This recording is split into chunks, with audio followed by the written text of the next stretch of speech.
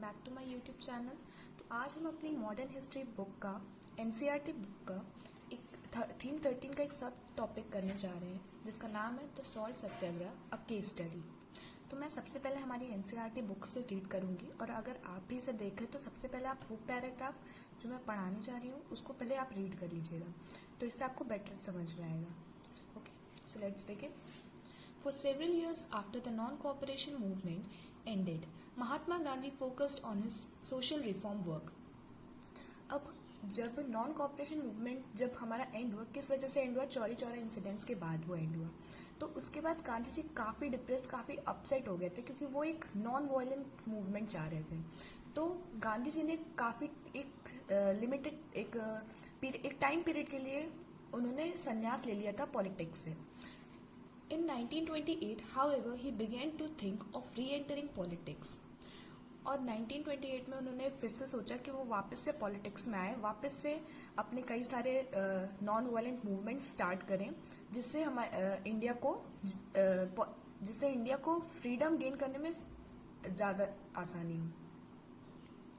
सो 1928 में गांधी जी ने पॉलिटिक्स में एंटर किया और उस 1928 के टाइम में ही ऑल वाइट साइमन कमीशन का ऑपोजिशन चल रहा था। ऑल वाइट साइमन कमीशन क्या था कि इंडिया में ब्रिटिश गवर्नमेंट की तरफ से हर 10 इयर्स पर इंग्लैंड से लोग आते थे, ब्रिटेन से लोग आते थे।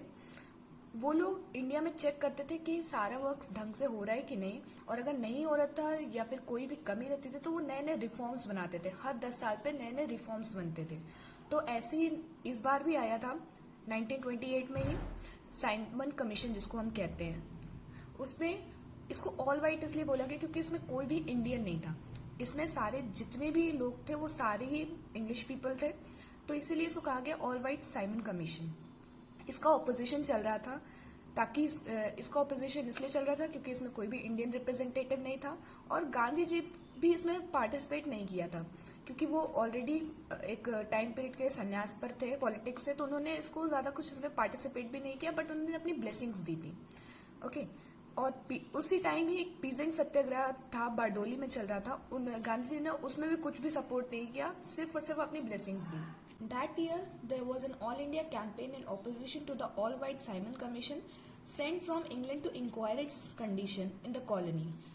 Gandhiji did not himself participate in this movement, although he gave it his blessings, as he also did to a peasant satyagraha in Bardoli in the same year.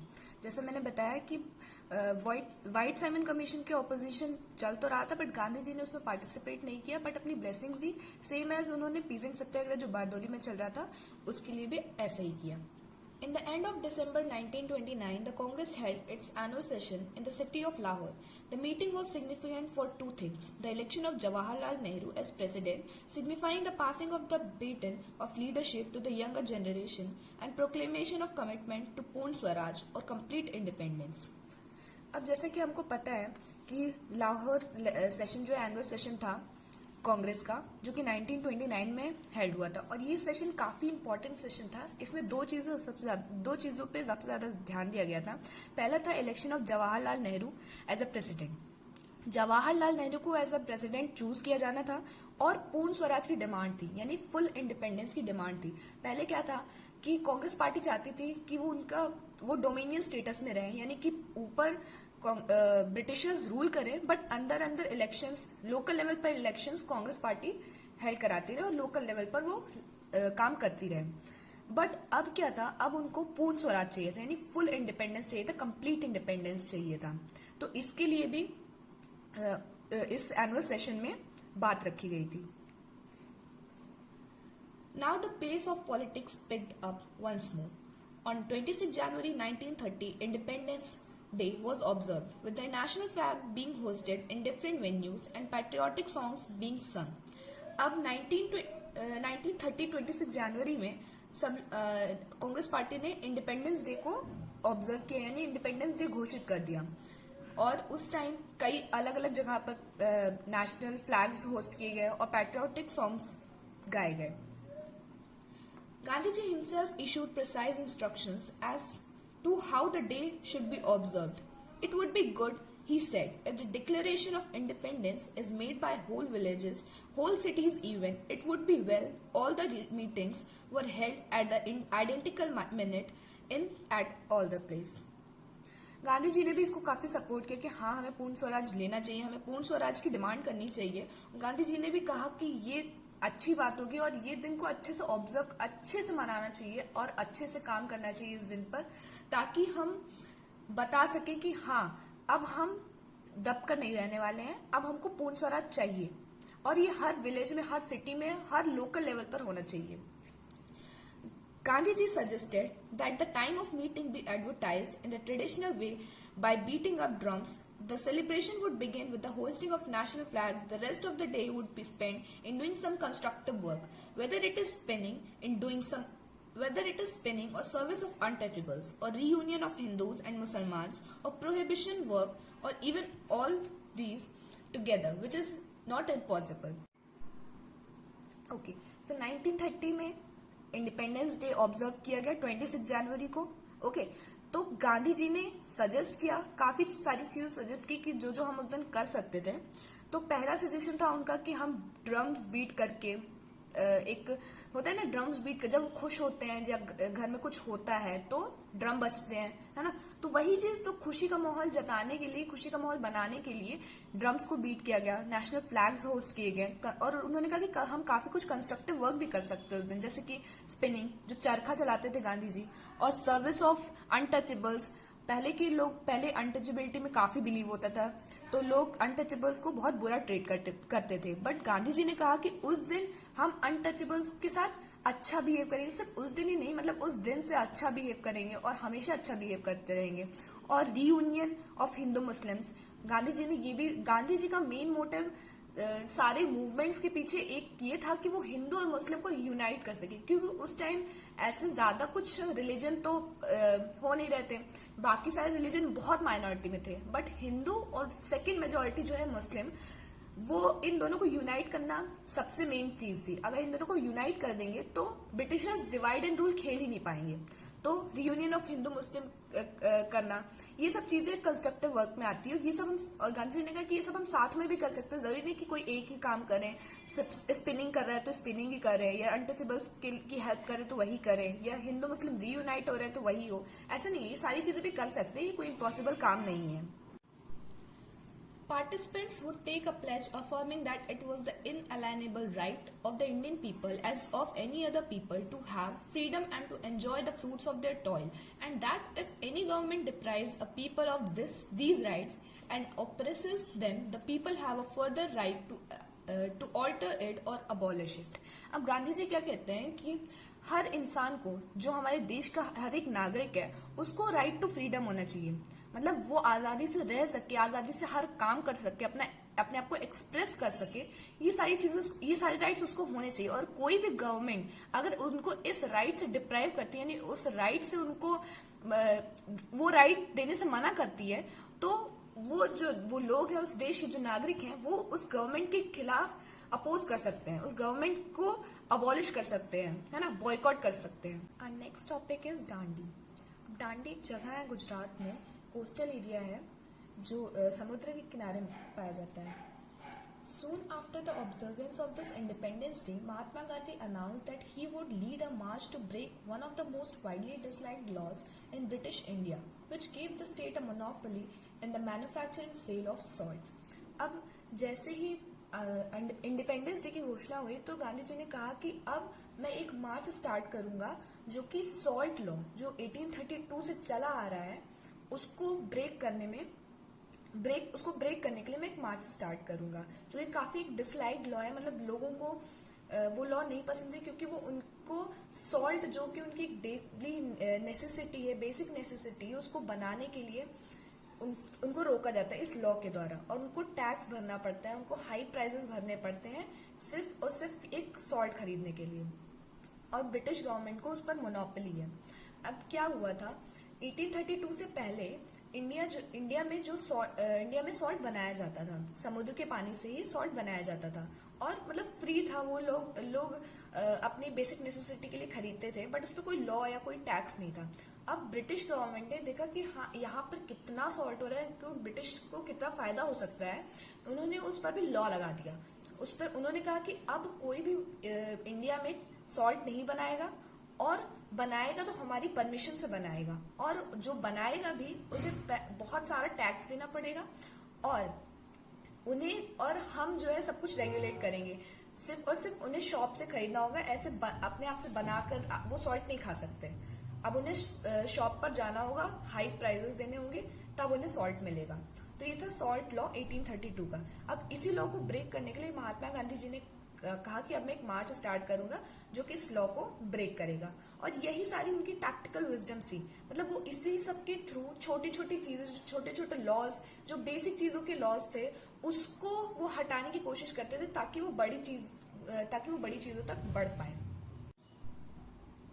His picking on the salt monopoly was another illustration of Gandhiji's tactical wisdom. For in every Indian household, salt was indispensable, yet people were forbidden from making salt even for domestic use, compelling them to buy it from shop at a higher price. अब जैसे मैंने बताया कि Britishers ने उस पर monopoly ले रखी थी, उसको अपने अंडर में कर रखा था कि अब सिर्फ और सिर्फ वही उनके बनाए हुए सॉल्ट, यानी उनके लोगों के द्वारा बनाए गए सॉल्ट से खरीदे जाएंगे, बेचे जाएंगे, और जो अलग से जो बनाएंगे, जिनको परमिशन जो लेकर भी बना रहे हैं, उनको टैक्स भरना पड़ेगा, हाई टैक्स भरना पड़ेगा। और सॉल्ट एकदम इंडिस्पेंसिबल चीज है, यानी कि मतलब हमारी एकदम बेसिक नेसेसिटी है। हम उस सॉल्ट के बिना कोई खाना खा सकता है ना।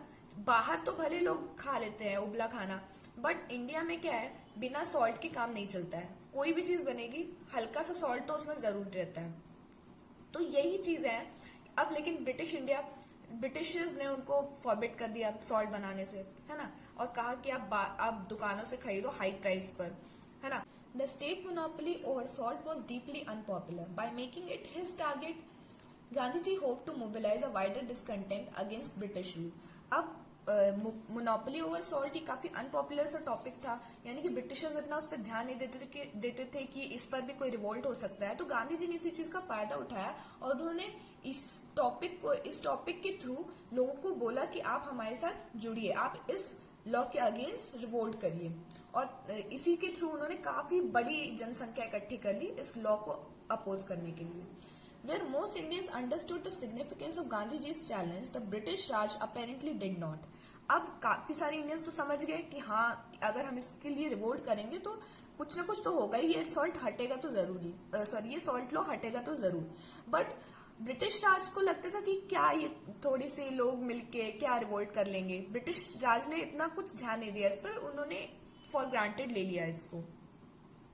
और गांधी जी ने इस लॉ के बारे में 2 मार्च 1932 को लॉर्ड इरविन को बता भी दिया था। एक लेटर लिखा था लॉर्ड इरविन को, जिसमें उन्होंने बताया था कि वो 12 मार्च को ये मार्च स्टार्ट करेंगे, सॉल्ट मार्च वो स्टार्ट करने वाले हैं। Although Gandhi ji had given advance notice of his salt march to the viceroy Lord Irwin failed to grasp the significance of the action. अब इरविन को लगा कि छोटा मोटा सा मार्च होगा, क्या ही होगा इससे, तो उन्होंने इतना कुछ ध्यान नहीं दिया। तो 12 मार्च को ये जो हमारा सॉल्ट मार्च है गांधी जी ने स्टार्ट किया। On 12th March 1930, Gandhi ji began walking from his ashram at Sabarmati towards the ocean. Sabarmati आश्रम आप सबको पता ही है, गुजरात में है गांधी जी का। वो वहां से ओशन की तरफ बढ़ना शुरू किए। He reached his destination 3 weeks later, making a fistful of salt as he did, and thereby making himself a criminal in the eyes of the law.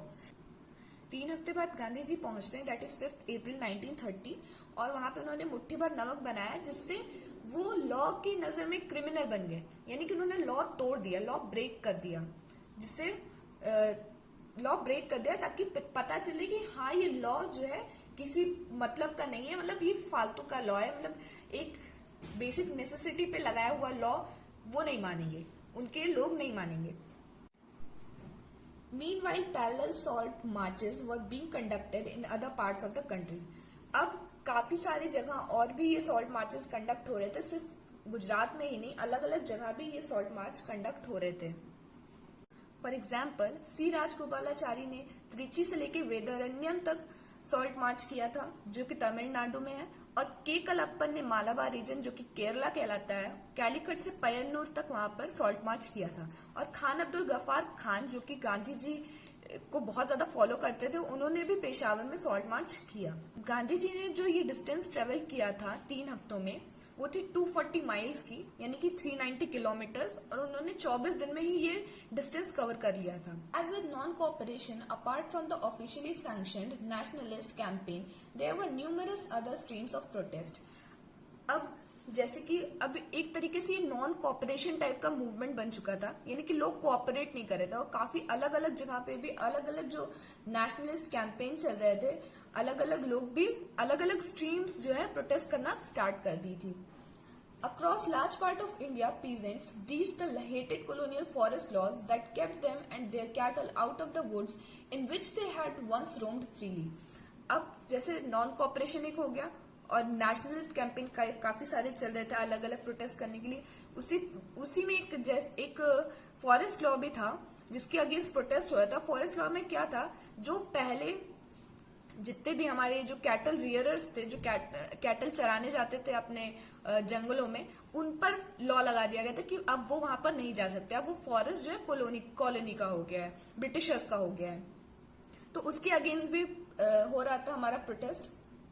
In some towns, factory workers went on strike while lawyers boycotted British courts and students refused to attend government-run education institution.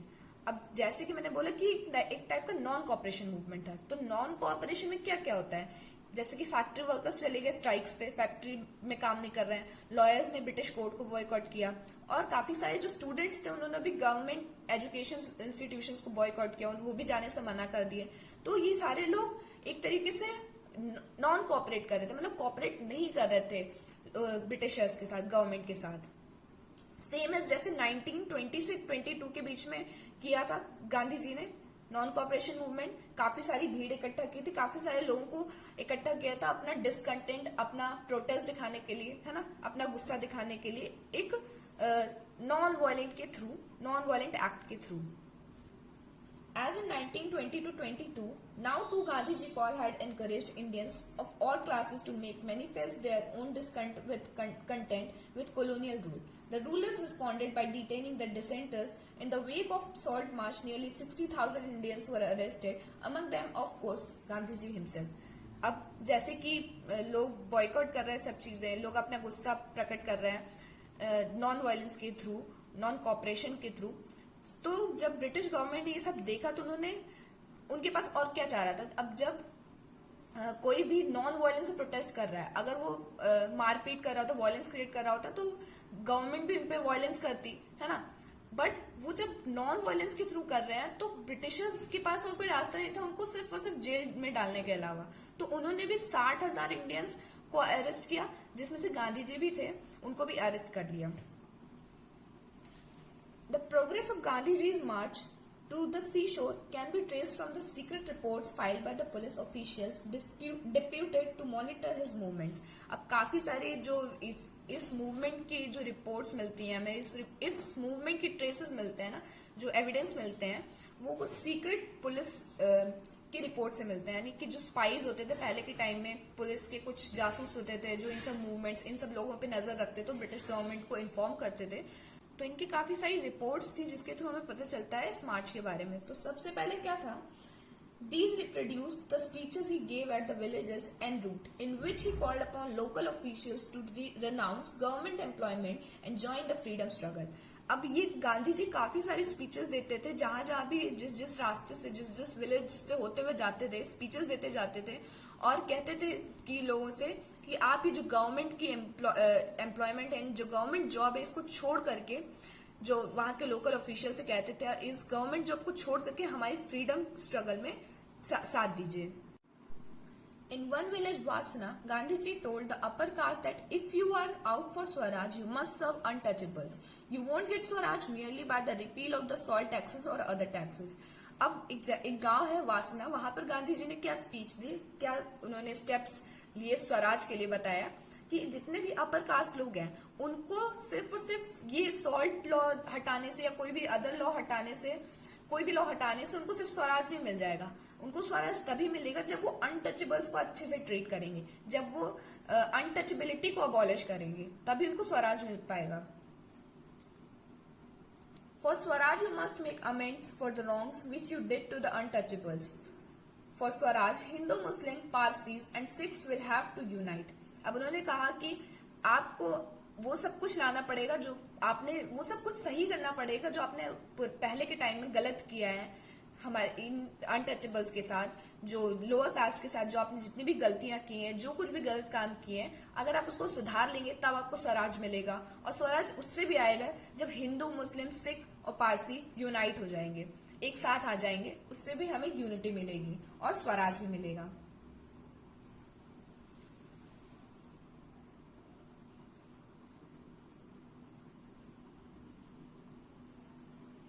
The police spies reported that Gandhiji's meeting were very well attended by villages of all castes and by women as well as men. अब police spice जो थे हमारे, जो मैंने कहा कि secret agents लगे रहते थे इन सब चीजों पे नजर रखने के लिए, उन्होंने क्या कहा कि गांधी जी की मीटिंग में काफी सारे, मतलब काफी भीड़ इकट्ठा होती थी, चाहे वो अपर कास्ट के लोग हों या लोअर कास्ट के लोग हों या औरतें हों या आदमी हों, कोई भी हो, बूढ़े जवान, सब लोग उनकी मीटिंग को अटेंड करते थे। They observed that thousands of volunteers were flocking to the nationalist cause. Among them were many officials who had resigned from their posts within the colonial government. अब उन्होंने कहा कि चाहे जो भी हो सब अटेंड करते थे, और उसमें से काफी सारे जो है ऑफिशियल्स होते थे जिन्होंने गवर्नमेंट पोस्ट से रिजाइन कर दिया, जिन्होंने ब्रिटिश गवर्नमेंट की पोस्ट से रिजाइन कर दिया, वो सारे भी ऑफिशियल्स होते थे। उसमें थाउजेंड्स ऑफ वॉलंटियर्स होते थे, हजारों लोग आते थे, है ना। Writing to the government, the district superintendent of police remarked, Mr. Gandhi appeared calm and collected. He is gathering more strength as he proceeds. अब डिस्ट्रिक्ट सुपरिटेंडेंट जो थे वहां के ब्रिटिश गवर्नमेंट के जो रिप्रेजेंटेटिव थे डिस्ट्रिक्ट में, उन्होंने क्या कहा, उन्होंने कहा कि मिस्टर गांधी, मतलब गांधी जी जो ये काफी काम और कलेक्टेड, यानी एकदम शांति से वहां पर हैं, और जितना ही वो आगे बढ़ रहे हैं ना, जितना ही उनके साथ लोग जुड़ रहे हैं, उतनी ही उनको और ज्यादा स्ट्रेंथ मिलती जा रही है। The progress of Salt March can also be traced from another source, the American news magazine Time.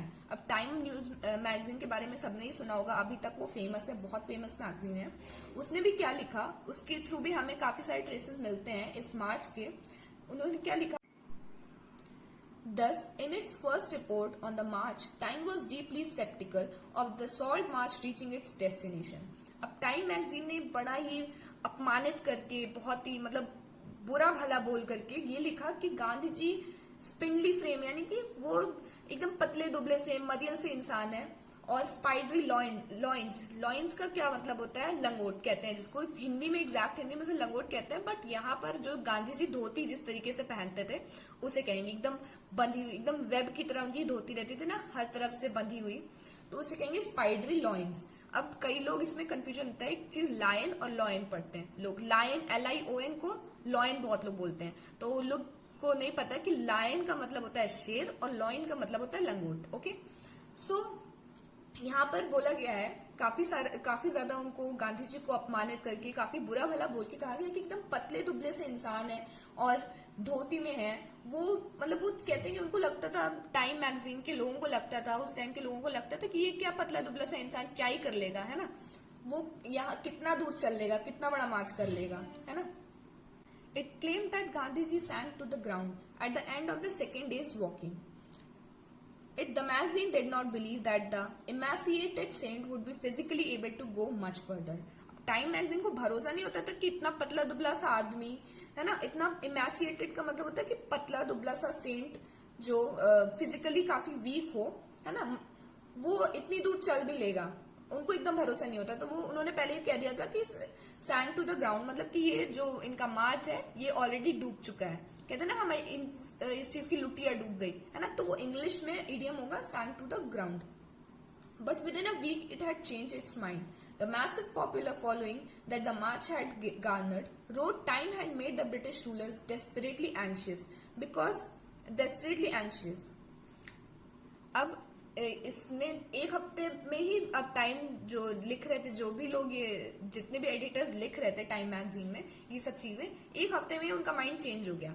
जब काफी सारी गैदरिंग हुई, काफी सारे लोग जुड़ गए इस मार्च में, तो उनका मतलब कि उन्होंने काफी फिर लिखना शुरू किया कि हाँ मतलब इनमें दम है, और ये कुछ ना कुछ आगे जाके होगा ही। तो ये सारी चीजें जब वो उन्होंने लिखना शुरू किया ना, तो ये ब्रिटिश गवर्नमेंट अब काफी एंग्शियस होने लगी, मतलब काफी तिलमिलाने लगी कि मतलब कुछ भी करके अब इस सॉल्ट मार्च को दबाना है। Gandhiji himself they now saluted as a saint and statesman who was using Christian acts as a weapon against men with Christian beliefs. अब उन लोगों ने भी काफी प्रेज किया गांधी जी को, उन्होंने सल्यूट किया, उन्होंने उनको सेंट बुलाया और स्टेट्समैन बुलाया। उन्होंने कहा कि गांधी जी उस क्रिश्चियन एक्ट को एज अ वेपन यूज कर रहे हैं, मतलब क्रिश्चियन के जो बिलीव्स हैं यानी कि नॉन वायलेंस, उसको एज अ वेपन यूज कर रहे हैं उन लोगों के खिलाफ जो खुद क्रिश्चियनिटी में बिलीव करते हैं। So that's it for today. We'll continue the next topic in our next video. Thank you for watching.